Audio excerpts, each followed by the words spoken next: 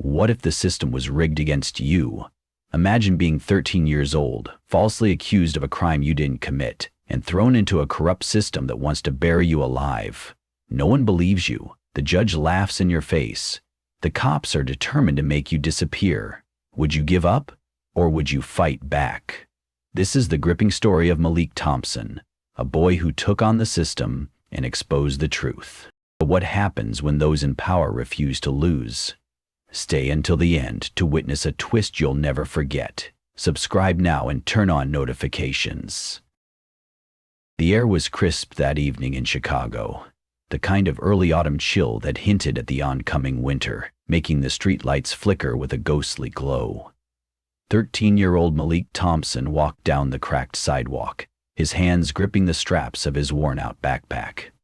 Inside, nestled between his notebooks, was a thick textbook on constitutional law, its pages folded from hours of reading. He had spent the past few hours at the public library, poring over legal cases that most kids his age wouldn't even glance at. But Malik wasn't like most kids. He had a gift, an uncanny ability to read between the lines, spot inconsistencies, and break down arguments with the precision of a seasoned lawyer. As he walked, Malik's mind was still racing through what he had just read. If probable cause isn't clearly established before an arrest, then any evidence obtained afterward is inadmissible in court. He smiled to himself, thinking about how he'd use that argument in the upcoming school debate. He never got the chance. The moment he reached the intersection of 49th Street and Monroe Avenue, a deafening screech of tires ripped through the night. A black and white police cruiser swerved to a violent stop just inches away from him. Before Malik could react, two doors flew open and officers in dark uniforms stormed out. "Hands where I can see 'em," one of them shouted, already drawing his gun. Malik's heart slammed against his ribs. This had to be a mistake. Instinctively, he raised his hands. "What's going on?" he stammered, taking a step back. A second cruiser pulled up behind the first. More officers, more guns, and then, stepping out from the shadows, came Detective Cole Sutherland. Tall, broad-shouldered, and dressed in a gray overcoat, Sutherland was a man who carried authority like a weapon. His sharp blue eyes locked onto Malik with an eerie sense of familiarity, like a predator who had already decided its prey wasn't escaping. "Well, well," Sutherland drawled, his voice slick with condescension. "Looks like we found our thief." Malik blinked in confusion. "What? I didn't." Before he could finish, one of the officers lunged forward and slammed him against the pavement. Pain exploded through his chest as his face hit the cold concrete. The weight of the officer crushed his back, making it impossible to breathe. "Stop. I didn't do anything."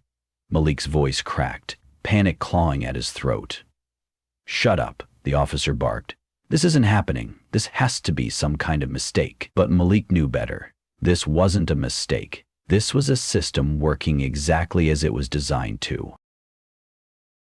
A small crowd had started gathering near the sidewalk. A woman holding groceries paused mid-step, her eyes widening. An elderly man walking his dog frowned at the scene. But no one moved. No one intervened. A kid face down on the pavement, handcuffed like an animal. Sutherland crouched beside Malik, his face inches away. The scent of cigarettes and cheap aftershave lingered on his breath. "You know what your problem is, kid?" he murmured. Malik gritted his teeth, refusing to answer. "You walk around like you don't belong in the world we built for you," Sutherland continued. "But newsflash, you do belong. In a cage." The words sent a shiver down Malik's spine. Sutherland stood up straight. "Get him in the car," he ordered. The officers hauled Malik up, shoving him toward the open door of the squad car. "Wait!" he gasped. "What am I even being arrested for?" Sutherland smirked, brushing imaginary dust off his coat. "Armed robbery." A murmur ran through the onlookers. Even they knew something about this felt off. Malik's blood ran cold. "I wasn't anywhere near a robbery." The detective raised an eyebrow, amused by Malik's disbelief. "Oh? And what were you doing?" "I was—" Malik caught himself. I was at the library. But what difference would that make? They had already decided he was guilty. You fit the description, an officer muttered. Malik wanted to scream. Of course I fit the description. Because the description is always the same. A black boy in a hoodie, always a suspect, never a victim. He barely had time to process the injustice before he was shoved into the back of the squad car. The door slammed shut. Darkness swallowed him whole. The ride to the station was a blur of sirens, flashing lights, and pure terror. Malik's heart pounded so hard he thought it might burst. They arrived at the 8th precinct, a building that had seen more black and brown boys shoved through its doors than anyone cared to count. They dragged Malik out of the car, ignoring his pleas, and marched him through the station like a trophy. The second they stepped inside, a voice shattered through the commotion. Where is my son, Ava Thompson? Malik's mother stood in the middle of the station, her eyes wild with panic. She had been crying, but there was fire in her stance. She rushed forward, but an officer blocked her. You can't be back here, ma'am. Ava's chest heaved. The hell I can't. That's my son. She turned her gaze to Sutherland, pure fury burning behind her tears. What the hell is this? What are you doing to my baby? Sutherland barely looked at her. Lady, your son is a criminal. Get used to it. Malik flinched. The words ripped something out of his mother, her face twisted in rage, in grief, in something so raw that it made Malik want to break free and burn the whole damn station down. He's 13, she screamed. Sutherland sighed, flipping through some paperwork. Then maybe you should have raised him better. Malik's hand shook behind his back. This wasn't just an arrest. This was a message. They weren't just taking away his freedom. They were breaking his mother. Despite Ava's desperate cries, they took Malik away. Through a hallway of cold metal bars, past rows of forgotten faces, down to a dimly lit holding cell. The officer pushed him inside. The iron door slammed shut. Malik stood in the center of the small space, his chest heaving. His wrists ached from the tightness of the cuffs. His knees stung from being thrown down on the pavement. But none of it compared to the fear curling inside his stomach. His mother's screams still echoed through his mind. He clenched his fists. His eyes burned. This was it. This was the moment the world had always warned him about. A moment that came for kids who looked like him. And yet, in the middle of it all, one thought cut through the storm of emotions. I have to fight back. No matter what, they were not going to bury him alive. Malik lifted his chin. They thought he was just another black kid caught in the system. They had no idea he was about to tear that system apart. The iron door clanged shut, the echo ringing through the dimly lit holding cell like a final sentence. Malik stood frozen, his breath uneven, his hands still trembling from the shock of it all. He was locked up. The thought hit him like a truck, heavier than the pain throbbing in his knees from the rough pavement outside. He was in jail, a place where kids like him disappeared, where time stretched into silence, and where the law wasn't meant to protect, it was meant to punish. The smell of urine and sweat stung his nose, and the flickering yellow light overhead cast eerie shadows on the graffiti-covered walls. The cold bench against the wall looked like it hadn't been cleaned in years, a place where thousands of forgotten souls had sat before him. Malik swallowed hard. Think, Malik. Think. But his thoughts were a mess of fear, rage, and disbelief. He wasn't supposed to be here. This wasn't his story. And yet, here he was. He turned, testing the door, yanking on the metal bars. They didn't budge. A voice behind him snorted. Ain't no getting out, kid. Malik spun around. The voice belonged to a thin older boy sitting in the corner, his head shaved close, a scar running across his eyebrow. He looked about 16, maybe 17, his face hollow, his eyes dead. You're in now, the boy muttered, stretching his arms behind his head. Might as well get comfortable. Comfortable? Was this kid serious?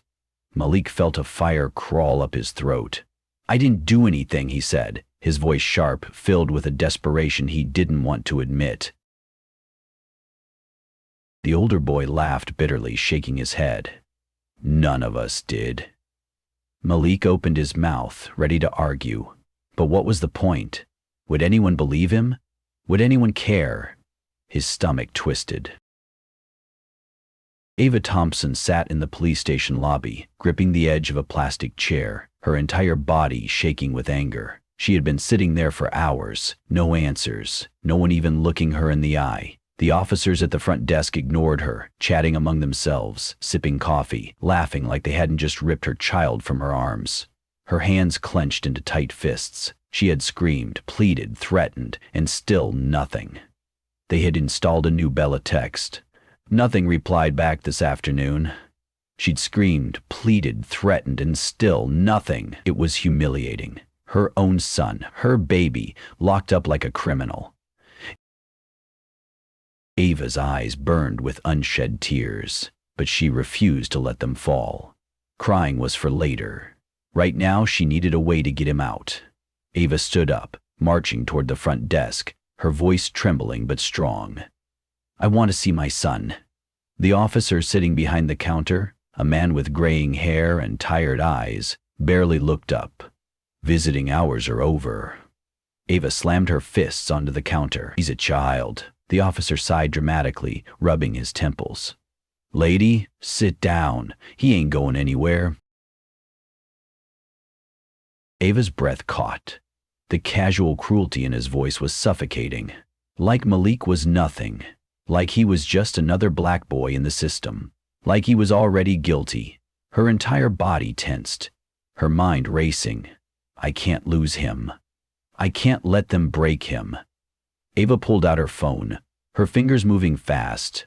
If they wouldn't listen, then she'd find someone who would.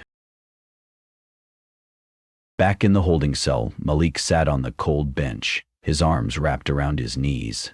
Time passed in agonizing silence. He had tried to stay calm, to think, to prepare, but now he was just tired. And then, the cell door creaked open.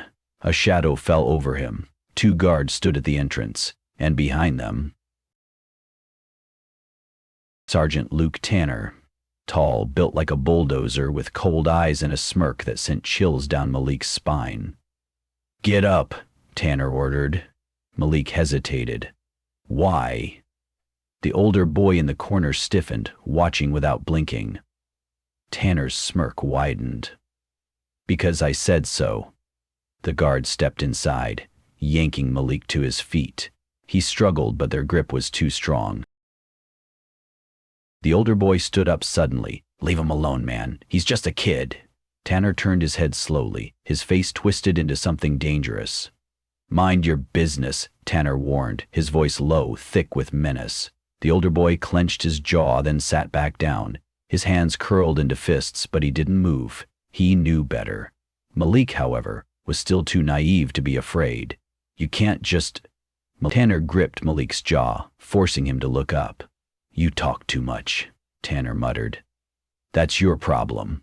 Malik tried to pull away, but Tanner's grip tightened. You think being smart makes you special? Tanner whispered. You think knowing the law is going to save you? Malik's heart pounded. You're just another little boy, Tanner continued, his smirk returning. And guess what? This ain't the courtroom, genius. Here, you got no rights. The words hit Malik like a slap. His stomach twisted with nausea. Tanner let go of his jaw and shoved him forward. Take him, Tanner told the guards. He needs a lesson. And just like that, Malik was dragged out of the cell. They shoved him down a hallway, past cells filled with hollow-eyed kids who barely glanced up. Malik's mind raced, searching for a way out. He knew the law, he knew his rights, but none of that mattered now. They took him into a dark room, windowless, damp. The smell of mildew and sweat clung to the air. The guards let go of his arms. Malik barely had time to react before the first punch landed. It came from behind, slamming into his ribs, knocking the air from his lungs. Malik gasped, stumbling forward. Before he could recover, a fist crashed against his jaw. Pain exploded through his face. He hit the ground. The taste of copper filled his mouth. He tried to breathe, tried to move, but boots slammed into his stomach, over and over and over and over, until finally, everything went black. When Malik woke up, he was back in the cell. His head throbbed, his ribs ached, his lip was swollen, busted. He wanted to scream, to cry, but he didn't. He couldn't. Not here. Not now. A voice whispered from the corner. "You ain't the first," the older boy murmured. "You won't be the last." Malik lay there, staring at the ceiling. The anger inside him burned. He had read every book, memorized every case, studied every loophole. But none of it had saved him. The system wasn't broken. It was working exactly the way it was supposed to, and if he was going to survive, he had to become something bigger than just another black boy in the system. He had to become the system's greatest enemy. What would you do if this was your child? Malik is only 13, yet the system has already branded him a criminal, beaten him, and left him for dead. His only crime? Being black in America. The people meant to protect him broke him instead, and now he's alone, trapped in a world designed to crush him. Did this part make you angry, frustrated, heartbroken? Show your support for Malik by hitting that like button and dropping a comment below. Let's make sure his story is heard. Subscribe now to see how Malik fights back, because his battle is far from over. The air inside the courtroom was suffocating, thick with anticipation, judgment, and something colder, certainty. Everyone in that room already knew the verdict. Malik could see it in their faces. The jury, the prosecutor, even the so-called Honorable Judge Alan Whitmore. They had already made up their minds, not based on evidence, not based on facts, but on something far more sinister. They saw his skin before they saw his truth, and that was all they needed to convict him. Still, he sat tall. His busted lips stung, his ribs ached from the beating in the cell, but he wouldn't show weakness. Weakness was blood in the water, and these people were sharks. His mother, Ava Thompson, sat behind him in the gallery. Her hands were clasped so tightly in her lap that her knuckles had turned white. She wasn't just praying for justice, she was begging for it. Beside her, reporters whispered, their cameras flashing every few minutes, waiting for the inevitable downfall of the 13-year-old boy who dared to challenge the system. But they didn't know Malik Thompson, and they sure as hell weren't ready for what he was about to do. "You want to represent yourself, boy?" Judge Whitmore leaned forward, adjusting his gold-rimmed glasses, his lips curling into a smirk. "You want to represent yourself, boy?" The word boy slid off his tongue like poison, deliberate and meant to wound. Laughter rippled through the courtroom, low chuckles from the jury, the onlookers, even the bailiff standing by the door. To them, this was entertainment. A child trying to fight in a world where children like him always lose. Malik's stomach twisted, but he didn't flinch. Instead, he tilted his head, resting his hands on the table in front of him. "The law applies to me too. Or does it?" The laughter died instantly. The judge's smirk faltered, his fingers twitching as he cleared his throat. "Watch your tone, son." Malik's eyes burned into his. "I'm not your son." A few gasps scattered through the audience. Ava pressed a hand to her mouth, her eyes wide with a mix of fear and pride. The prosecutor, a tall smug man in a Navy suit named Richard Callahan, chuckled, stepping forward. "Your Honor, if the defendant is finished playing pretend, we'd like to proceed with the evidence." Whitmore nodded, clearly eager to put Malik in his place. "Go ahead, Mr. Callahan." The screen in front of the jury flickered to life, playing a grainy black and white security video. It showed a hooded figure walking past a convenience store. The footage was blurry, dark, nearly useless. Callahan turned, looking pleased with himself. This was taken just minutes before the store was broken into, and he paused for dramatic effect. "The suspect matches the description given by a witness." Malik leaned forward. "And what's the description?"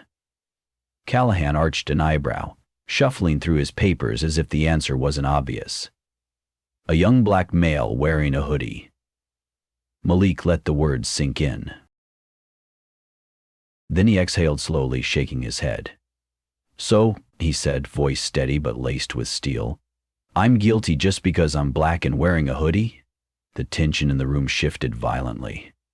Somewhere in the gallery, someone cleared their throat uncomfortably. Judge Whitmore shifted in his seat, suddenly uneasy. Callahan, however, didn't miss a beat. He smiled as if he had won, turning to the jury. The defendant was also found in the area at the time of the crime. Malik's jaw clenched. Being in an area is not a crime, he shot back. Callahan's smirk widened. But combined with the video, combined with the witness statement. What witness? Malik cut in sharply. Callahan blinked. Excuse me? Malik folded his arms. You said there's a witness, but where are they? A flicker of something uncertain crossed Callahan's face. We'll be bringing them in shortly, Malik nodded. Good, because I have some questions for them. The jury murmured amongst themselves. Whitmore's face darkened. This wasn't how the script was supposed to go. Malik was supposed to sit there, nodding, accepting his fate. Instead, he was tearing apart their flimsy case in real time. Before Malik could press further, the courtroom doors burst open. A uniformed officer rushed in, holding a manila folder. He hurried over to Callahan, whispering something into his ear. Callahan's eyes widened in surprise, then satisfaction. He turned back toward the judge. Your Honor, I have just received breaking information. The state would like to present a new development in this case. Whitmore nodded, relieved to be regaining control. Proceed. Callahan grinned. The police have just detained a suspect who has confessed to the crime. We'd like to move to dismiss the case against the defendant. The courtroom gasped. Ava jumped to her feet. What? Malik's stomach dropped. Something was wrong. The timing, the sudden confession, the way Callahan seemed too smug, too prepared. This wasn't relief. This was a cover-up. Judge Whitmore lifted his gavel. If the prosecution is no longer pursuing charges, then this case is... Wait. Malik's voice cut through the courtroom like a blade. Everyone froze. Whitmore glared at him. Son, this case is over. You should be grateful. Malik shook his head. I'm not your son, and I'm not stupid either. His voice was calm, but inside his pulse was hammering. He turned toward Callahan. You said there's a confession? Callahan rolled his eyes. Yes. Then I want to hear it. Silence. Callahan hesitated. Excuse me? Malik took a step forward. You heard me. If there's a confession, then I want to hear the full statement, word for word, right now. The prosecutor's smug demeanor cracked. Malik's stomach tightened. There was no confession. Or, if there was, it was forced. Fake. A lie. Judge Whitmore slammed his gavel. This is highly irregular. What's irregular is that a confession appeared out of nowhere the moment I started winning this case. Malik's voice rang out, powerful, controlled. A ripple of shock moved through the jury. The reporters were scribbling notes frantically. Whitmore's jaw clenched. Callahan shifted uncomfortably. Malik pressed forward. If this case is truly over, he said, then let's make sure justice was really served. He turned to the police officer holding the file. What exactly did this suspect confess to? The officer hesitated. He admitted to the crime. Malik narrowed his eyes. Did he mention details? Did he name the store? Did he say how he did it? The officer licked his lips. Not exactly, no. Malik felt his blood run cold. There it was. The proof that this was a setup. Malik turned to the judge. You're really going to let this happen? Let them silence the truth? The entire room held its breath. Whitmore's face darkened. His fingers tightened around his gavel. Then, the court will take a 15-minute recess. Bang! The gavel struck wood. Malik exhaled. This wasn't over. Not by a long shot. The air inside the courthouse was thick with tension, but Malik didn't have time to process it. The moment Judge Whitmore slammed the gavel and called for a recess, Malik knew what that meant. They were stalling. He had backed them into a corner, and now they were scrambling for a way out. The confession was fake. He felt it in his gut, and he wasn't going to let them sweep this under the rug. Malik turned, locking eyes with his mother. Ava Thompson's face was a mix of pride and terror. She saw what was happening. She saw how deep Malik had dug into something bigger than all of them. She grabbed his hand as soon as he stepped away from the defense table. "Baby, we need to go." Malik shook his head. "Not yet." Ava's grip tightened. "Malik, listen to me. You're not safe. You saw how fast they made that confession appear. They're covering something up, and they don't care who they bury to do it." "I know," Malik said, his mind racing. "That's why I have to prove it. I need to show that the police, the judge, and whoever else is behind this, they aren't just wrong. They're corrupt." Ava looked like she wanted to argue, but before she could, a familiar voice cut through the noise. "Hey, genius!" Malik turned. Jordan Alvarez. Jordan, his best friend, his partner in crime when it came to cracking open the truth. His dark curls were half hidden under his hoodie, and his expression was tense. "Tell me you got a plan," Jordan said in a low voice. Malik exhaled. He did, and it was about to get them both killed. 20 minutes later, they were crammed inside an old storage room in the courthouse basement, the glow of Jordan's laptop casting eerie shadows across the dusty shelves. Jordan's fingers flew over the keyboard. "Dude, you realize hacking into police records is a felony, right?" Malik barely heard him. His eyes were locked on the screen, heart pounding with every passing second. "Keep going," he urged. Jordan muttered something under his breath but obeyed. Lines of code flashed across the monitor as Jordan broke through encrypted files. Then, a beep. Ava's warning echoed in Malik's head. "You're not safe." But it was too late to stop now. A list of classified police reports popped up. Jordan scrolled quickly, searching. Then, "There!" Malik pointed, a file labeled Confession, Nathaniel Brooks. Jordan clicked it open. Malik leaned forward, reading, his stomach twisted. The so-called confession wasn't just vague, it was practically empty. No details, no statements, just a single line. Suspect admitted guilt, case closed. Jordan's jaw clenched. This is bull, but Malik wasn't listening. His eyes darted to the metadata. And that's when he saw it. His blood turned to ice. This file was created an hour before the suspect was arrested. Jordan's fingers froze over the keyboard. "What?" Malik sat back, his heart slamming against his ribs. "They arrested him before the crime even happened," Malik whispered. Jordan stared at him. "You're saying they planned this?" Malik's pulse pounded in his ears. "Not just planned it," he murmured. "Someone ordered it." Jordan hesitated, then started typing again. "Let's see who." Malik held his breath as Jordan traced the source of the falsified confession. Seconds later, a name appeared on the screen, and Malik felt his whole world tilt. Sutherland. But that wasn't all. There was another name, one that sent chills down his spine. Mayor Henry Vaughn. Malik's mouth went dry. Oh my God. Jordan sat back, looking sick. The mayor? He's in on it? Malik's mind was spinning. Vaughn wasn't just a politician. He was one of the most powerful men in Chicago. If he was behind this, Malik had just put a target on his back. And then, a noise. The sound of tires screeching outside. Malik's stomach dropped. Jordan's head snapped toward the small basement window. A black SUV had pulled up outside the courthouse. Another one blocked the alley. Malik's hands went cold. They know. Jordan slammed the laptop shut.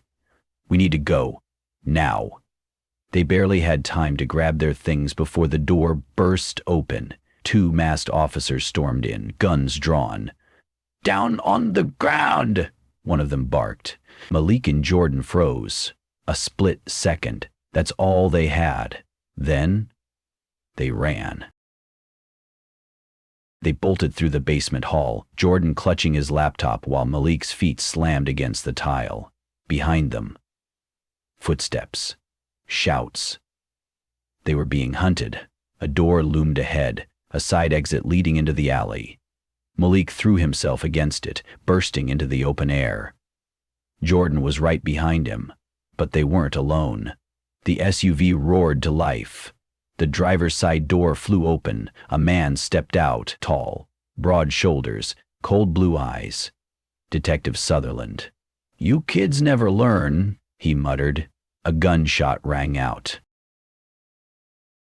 The bullet whizzed past Malik's ear, splintering the brick wall inches away.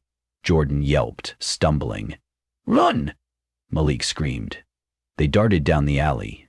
Malik saw a gap between two dumpsters, an opening to another street. He pushed forward, lungs burning, but Jordan wasn't behind him. Malik whipped around. Two officers were already on him, pinning him down. Malik's heart clenched. He took a step forward. "Let him go!" One of the officers raised his gun. "Stay where you are!" Jordan's eyes locked onto Malik's. "Go!" he shouted. Malik's chest heaved. He couldn't just leave him. But then, Sutherland stepped forward, his gun trained on Malik. "You have two choices, kid," he said, his voice calm, cruel. "Come with us," his finger tightened on the trigger, "or die here." Malik's blood turned to fire. He had one shot, one chance. Jordan was screaming his name, but the words were fading. Malik clenched his fists. Then he turned and ran, faster than he ever had before, down the alley, across the street, into the dark, away from his best friend, away from the only person who had stood by him. His chest burned, his vision blurred, but he didn't stop. Not until the city swallowed him whole, not until he was alone. Malik stood in the shadows of an abandoned lot, his breath ragged, his hands shaking. His best friend was gone, taken. Because of him. Because he wasn't fast enough, smart enough, brave enough. Malik's fists curled. No. No more running. They wanted him gone, buried, forgotten. But he wasn't going to let that happen.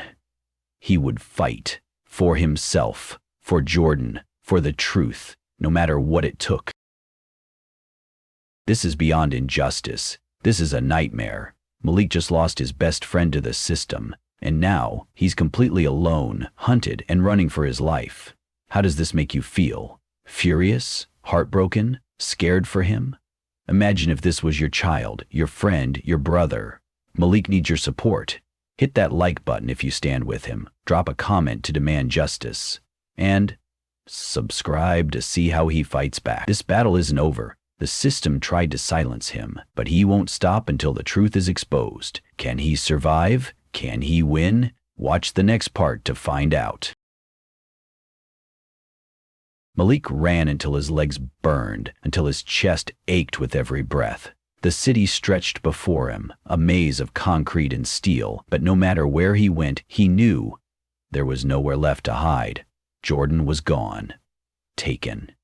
And now they would be coming for him next. He ducked into a side alley, pressing his back against the cold brick wall, trying to slow his breathing. His hands trembled as he clenched them into fists. He had made a choice. To run, to escape. But the guilt was suffocating him. I should have stayed. I should have fought harder. His thoughts were cut short by the sudden blare of sirens. Flashing red and blue lights painted the alleyway. Then came the footsteps, heavy, unrushed, like hunters approaching wounded prey. Malik's body tensed. They had found him. A deep voice echoed off the brick walls. "That was a good run, kid." Detective Sutherland. Malik's heart slammed against his ribs. Before he could move, a shadow loomed over him. Then, crack! A brutal, crushing force struck the back of his skull. Pain exploded in his vision. His knees buckled, and the world tilted sideways. As his body hit the ground, a familiar face hovered over him. Sergeant Tanner. His sneer was the last thing Malik saw before everything went black. When Malik woke up, his entire body ached. His wrists were bound to the arms of a metal chair, a single flickering light bulb swinging above him. The air was thick with the scent of sweat, blood, and something worse. Hopelessness. He was in an interrogation room. Cold, small, windowless. A room where people disappeared. The heavy door creaked open. Detective Sutherland stepped inside, shutting it behind him with a soft click. He was calm, too calm. Malik swallowed hard. Sutherland pulled up a chair, spinning it around before straddling it, arms resting lazily on the back, like he was settling in for a long talk. "You should have shut up, kid." Malik said nothing. Sutherland sighed, shaking his head. "You think you're some kind of hero, don't you? Some genius who's going to take down the big bad system?" He leaned in. "Newsflash. The system was designed to crush kids like you." Malik's breath hitched, but he didn't break eye contact. "I didn't do anything wrong," he whispered. Sutherland chuckled.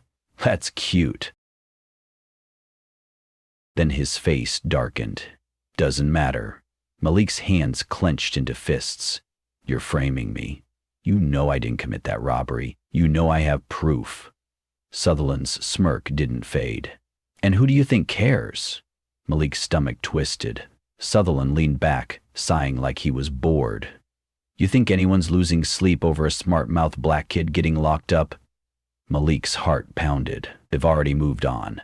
The news cycle is faster than you can blink, kid, and by tomorrow, no one's going to remember your name."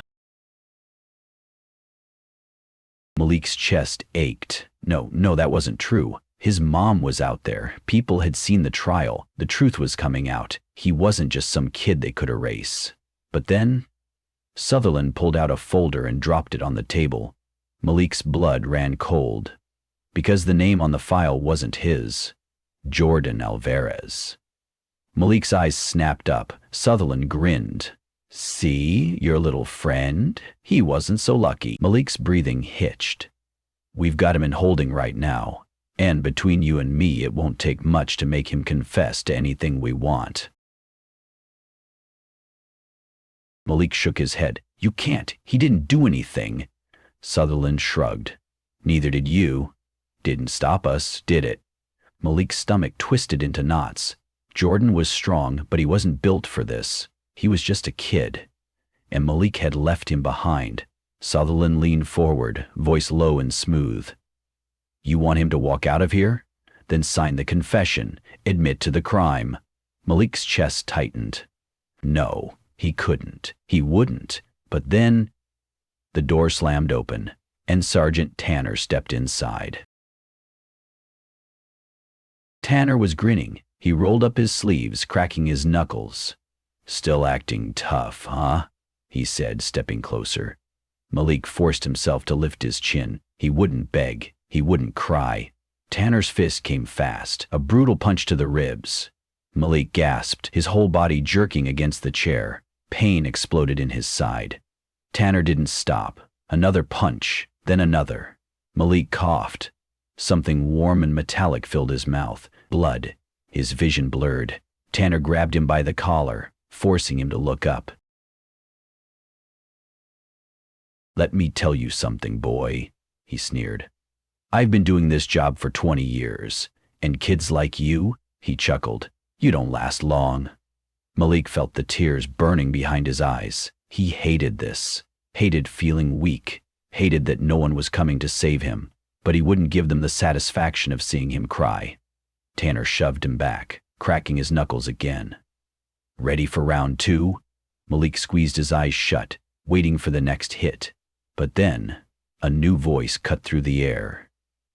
"That's enough." Tanner froze. Malik forced his head up. Sutherland was still sitting, arms crossed, watching like this was all part of a game. He stood slowly, walking toward Malik, his footsteps measured, controlled.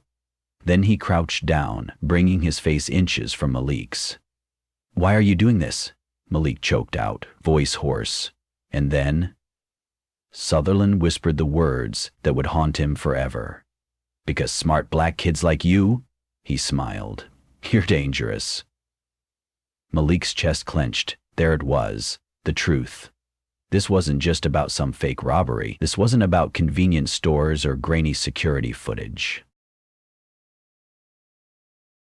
This was about who he was, what he represented, a black kid who thought he could outsmart them, who dared to fight back. And that made him a threat. Sutherland patted Malik's cheek lightly, mocking. "You think you've got this all figured out," he said. "But here's what's really gonna happen." His grip tightened on Malik's chin. "You're going to sign that confession, you're going to take the fall, and you're going to disappear into the system. Because the only future kids like you have—" He leaned closer, whispering into Malik's ear, "is behind bars." Malik's entire body shook. The cuffs around his wrists dug into his skin. His ribs throbbed. And for the first time he felt it. Real, soul-crushing fear. Was this it? Was this where his story ended? The courtroom was packed. Reporters lined the back rows, their cameras flashing like a relentless storm. The murmurs of spectators, whispers of uncertainty, and occasional gasps filled the air as people took their seats, waiting for what was about to unfold. The case had become a city-wide spectacle. A 13-year-old boy, falsely accused, standing alone against a corrupt system. The world was watching, and yet, none of them knew the truth. Malik Thompson sat at the defense table, his body aching from every bruise, every cracked rib, every moment of pain inflicted on him in that interrogation room. His face was swollen, a deep purple bruise creeping along his cheekbone. His lip was split, the dried blood still present. His hands trembled as he rested them on the table, but his eyes burned with fire. He had been beaten, humiliated, threatened. But he was still here, and he wasn't going down without a fight. Judge Alan Whitmore shuffled his papers, clearly uncomfortable. He had never imagined this case would draw so much attention. He had hoped it would be another open and shut case, another black kid lost in the system.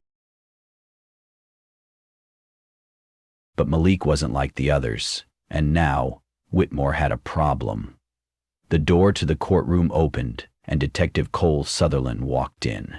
His movements were slow, deliberate. He adjusted his cuffs, his smirk barely concealed as he walked past Malik, leaning in slightly as he whispered, "This is where you lose, kid." Malik didn't flinch. He just lifted his chin and whispered back, "We'll see." The trial began. "Your Honor," the prosecutor, District Attorney Callahan, began confidently. "The state has presented clear and irrefutable evidence that the defendant, Malik Thompson, was at the scene of the crime on the night of the robbery." He gestured toward the grainy surveillance footage that had been replayed countless times during the trial. The barely visible figure wearing a hoodie passing by the convenience store. This footage places the defendant in the area, and... "Objection!" Malik's voice rang out, clear and unwavering. The entire courtroom froze. Whitmore sighed, rubbing his temples. "On what grounds, Mr. Thompson?" Malik pushed himself to his feet, his legs shaking but his voice steady. "On the grounds that this video proves nothing except that I was in a neighborhood where I live," Malik said. "If standing near a crime makes someone guilty, then we'd all be criminals." A murmur rippled through the crowd. Whitmore tapped his gavel. Sustained. "Move on, Mr. Callahan." The prosecutor's face tightened. "Very well." He turned toward the jury, regaining his composure. "The prosecution also has a witness, a store clerk who identified the defendant." "Objection again," Malik said. Whitmore sighed heavily. "Explain, Mr. Thompson." Malik straightened. "Did this witness see my face, or just a black boy in a hoodie?" The question hung in the air. Silence. Callahan hesitated, flipping through his notes. Malik turned toward the jury, his voice strong. I wasn't arrested because I was guilty. I was arrested because I fit the description. Because I'm a black kid in a hoodie, and to the police that was enough. People in the crowd nodded. Some whispered in agreement. Whitmore shifted uncomfortably. The energy in the room was changing. But Malik wasn't done. He took a deep breath. Your Honor, I'd like to submit new evidence. Whitmore frowned. What evidence? Malik reached into his pocket and pulled out his phone. His secret weapon. With one click, a recording began to play. Sutherland's voice filled the silent courtroom. Because smart black kids like you, you're dangerous. The entire room gasped. Sutherland's face went pale. You're going to sign that confession. You're going to take the fall, and you're going to disappear into the system. Because the only future kids like you have is behind bars. Whitmore's face drained of color. The reporters in the back scrambled, their fingers flying over keyboards. The jury looked horrified, and Sutherland, for the first time, looked scared. This, Malik said, voice shaking with pure, unfiltered rage, is the man who arrested me. Not because I committed a crime, but because he wanted to ruin my life before it even started. Callahan's jaw was clenched so tight his face turned red. Whitmore, realizing there was no covering this up, cleared his throat. Mr. Callahan, does the state have any further evidence? Callahan was silent. Whitmore exhaled, his hands tightening into fists. He had no choice. This court finds the defendant, Malik Thompson, not guilty. The courtroom exploded into cheers. Ava collapsed into tears. Reporters shouted, cameras flashed, and the world had just witnessed the impossible, a black boy who fought the system and won.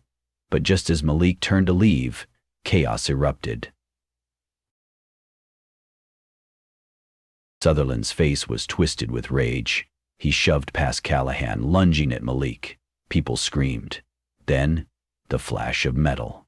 A gun. Everything slowed. Malik's breath hitched. Sutherland's hand tightened around the trigger. Then, bang! A single gunshot echoed through the courtroom. Malik stumbled back, his hands covering his chest, expecting pain. But there was none. Instead, Sutherland collapsed. Blood spilled onto the marble floor. The entire room froze in stunned silence. Malik turned slowly. Standing there, gun still raised, was Detective Olivia Parker. Her hands trembled, her face unreadable, but her voice was steady. "Drop your weapon," she ordered. Sutherland's body twitched, his breath ragged. Malik stared at her, stunned. She had been silent for so long, but now, she had made her choice. Police officers stormed in, grabbing Sutherland, forcing him to the ground. It was over. It was finally over. The media went into a frenzy. Sutherland was arrested on charges of corruption, police brutality, and attempted murder. Judge Whitmore resigned. Mayor Vaughn, nowhere to be found. And Malik walked out of that courthouse a free boy, a fighter, a survivor. As he stepped outside, his mother wrapped her arms around him, sobbing into his shoulder. He clung to her, his body finally relaxing. For the first time in weeks, he was safe. Malik should have felt relief. He had won. The system had tried to crush him, erase him, bury him under lies, but he had fought back and survived. The city was erupting with celebration. News anchors were calling it a historic trial. Social media was on fire, flooded with hashtags like "Justice for Malik" and "Corruption Exposed." His name, once whispered in doubt, was now shouted in victory.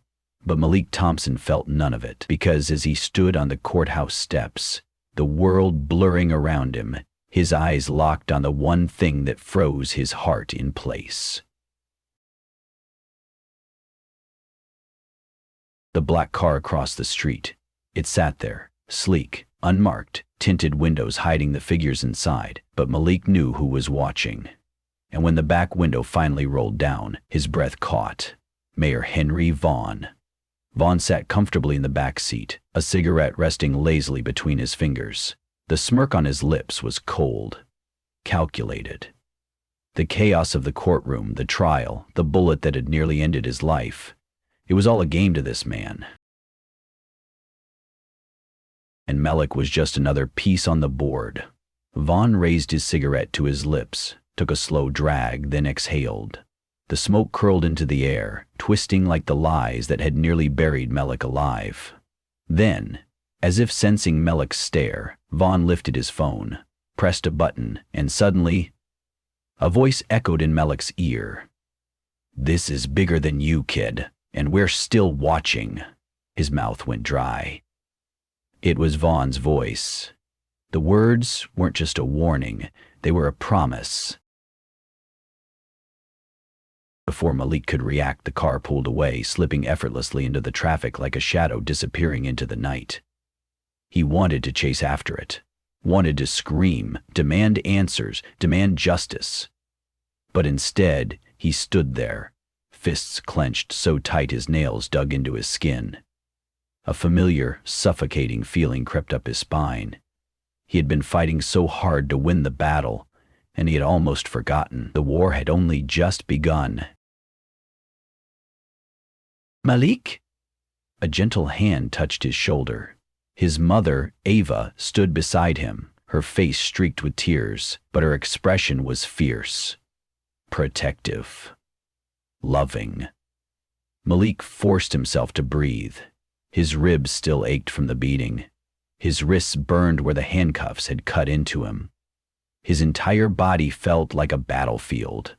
But the worst pain wasn't physical. It was the realization that this wasn't over. They had exposed one corrupt cop, one judge, one case. But how many more were still out there? How many more kids had been thrown into the system without anyone fighting for them? And worst of all, what else was Vaughn hiding? The people in power weren't scared. Not yet. The system had taken a hit, but it was still standing, still breathing, and Malik knew, if he stopped now, nothing would change. Ava's grip on his shoulder tightened, as if she could feel the storm raging inside him. "It's over," she whispered. "You're safe now." Malik swallowed hard. Safe. Was he? His eyes flickered to the disappearing car. Vaughn's voice still echoed in his head. "We're still watching." Slowly he turned back to his mother, his heart hammering, and then, in a voice that was quiet, steady, but unbreakable, Malik whispered, "I'm not done." The city skyline stretched before him, bright against the night sky. But to Malik, the glow wasn't hopeful. It was burning, a fire, raging beneath the surface, waiting to consume anyone who got too close to the truth. This wasn't just about him anymore. It was about every kid who had ever been thrown into the system without a voice, every mother who had ever had to scream for justice that never came. Every lie, every cover-up, every invisible hand pulling the strings behind closed doors. Vaughn had power, Vaughn had money, influence, control, but Malik had something even stronger, the truth.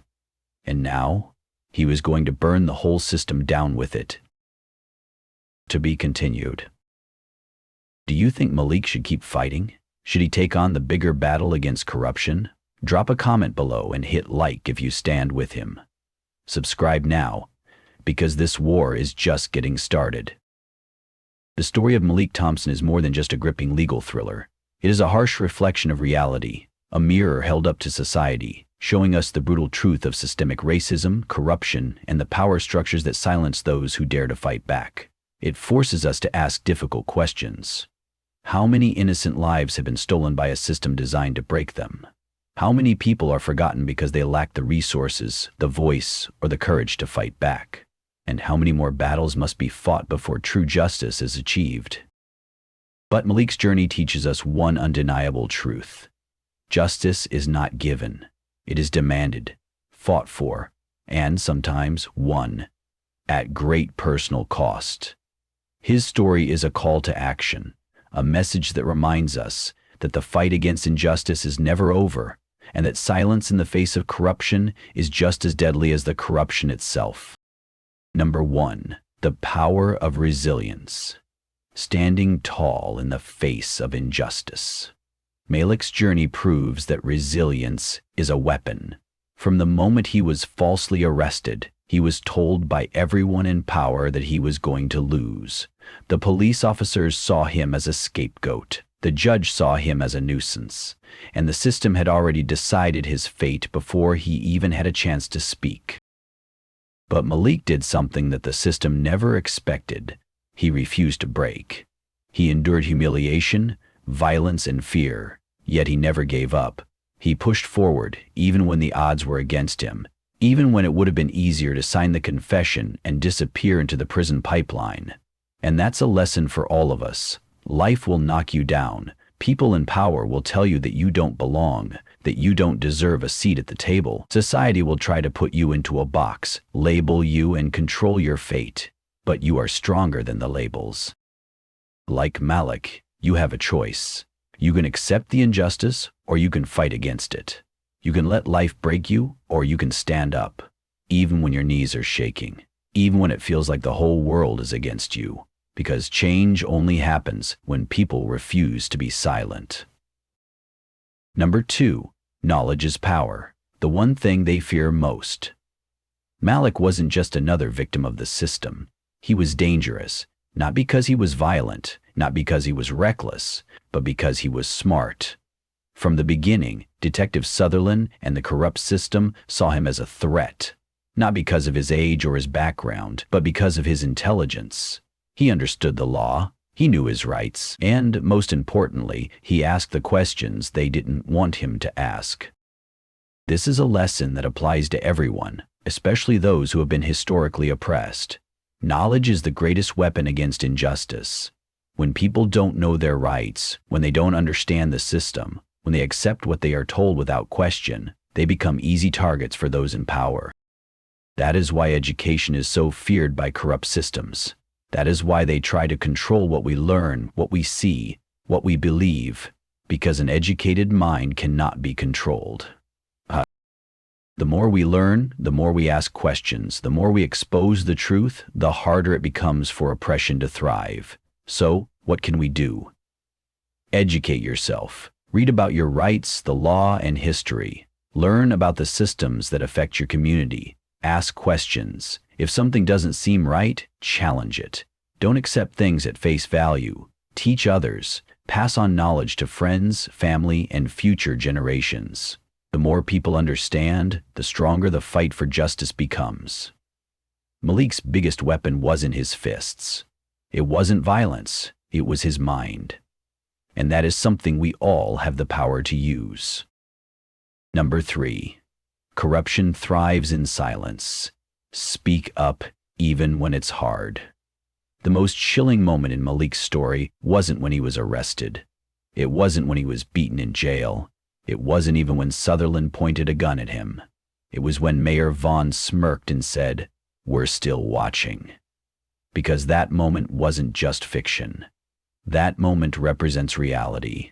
For every corrupt cop that is caught, there are 10 more just like him, waiting. For every unjust trial that makes the headlines, there are 1,000 more that never will. For every innocent person who proves their case, there are countless more who don't get the chance. And the reason this cycle continues? Because too many people stay silent. Detective Olivia Parker was a perfect example. She knew what Sutherland was doing was wrong. She knew Malik was innocent, and yet she stayed quiet until the last moment. She only acted when the evidence was overwhelming. How many more Olivia Parkers are out there? People who know what's wrong but choose to look the other way because it's easier.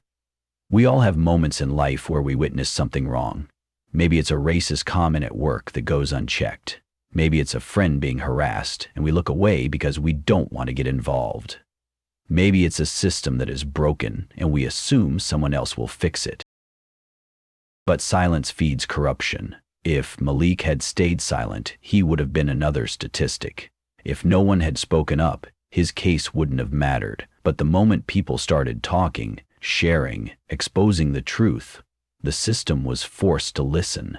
And that is what we must do. Speak up, even when it's hard, even when it's uncomfortable, even when you are scared. Because change does not happen when we wait for someone else to act. It happens when we decide that enough is enough.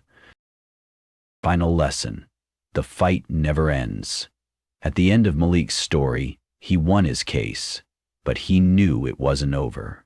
Because the system he fought against, it still exists. The people in power, they are still watching. And the next time someone like him is thrown into the system, there may not be a courtroom full of cameras. The lesson we take from this story is not just to fight for ourselves, but to fight for those who come after us. Justice isn't just about winning once. It's about ensuring no one else has to fight the same battle. So, we ask ourselves, are we willing to fight? Are we willing to educate ourselves, speak up, and refuse to be silent? Because the war against injustice is not just Malik's story. It's all of ours, and it's time we started fighting like it. If you believe in this message, share this story. Let people know the fight isn't over, and we will never stop until justice is truly served. Thanks for watching. Until the end. See you in the next video.